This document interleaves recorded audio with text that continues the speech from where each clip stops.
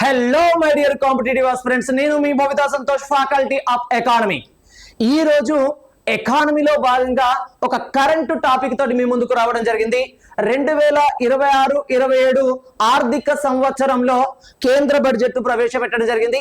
ఆ కేంద్ర బడ్జెట్ లో రెవెన్యూ ఎక్స్పెండిచర్ యొక్క వాల్యూస్ ఏ విధంగా ఉన్నాయి, అదే విధంగా క్యాపిటల్ ఎక్స్పెండిచర్స్ యొక్క వాల్యూస్ ఏ విధంగా ఉన్నాయి అంటే ఇక్కడ ఎక్స్పెండిచర్స్ వాల్యూస్ అంటే వ్యయాలకు సంబంధించిన వివరాలు 2026-27 బడ్జెట్ లో ఏ విధంగా ఉన్నాయో చూద్దాం. అంటే 2026-27 ఆర్థిక సంవత్సరంలో కేంద్ర బడ్జెట్ ఏ విధంగా ఉంది అంటే కేంద్ర బడ్జెట్ యొక్క మొత్తం విలువ ఎంత అంటే 53,47,315 కోట్లుగా ఉండడం జరిగింది.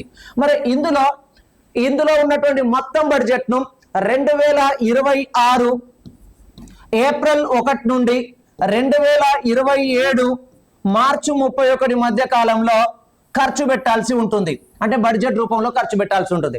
మరి ఎన్ని రకాలుగా ఖర్చు పెట్టడం జరుగుతుంది అంటే ఒకటేమో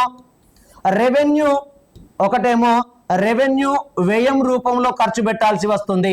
దాన్నే రెవెన్యూ ఖాతాగా చెప్పుకోవచ్చు, రెవెన్యూ ఎక్స్పెండిచర్. మరి ఇక్కడ 53,47,315 కోట్లలో రెవెన్యూ ఎక్స్పెండిచర్ యొక్క వాల్యూ ఏ విధంగా ఉంది అంటే 41,25,494 కోట్లుగా ఉంటే అందులో మూలధన వ్యయం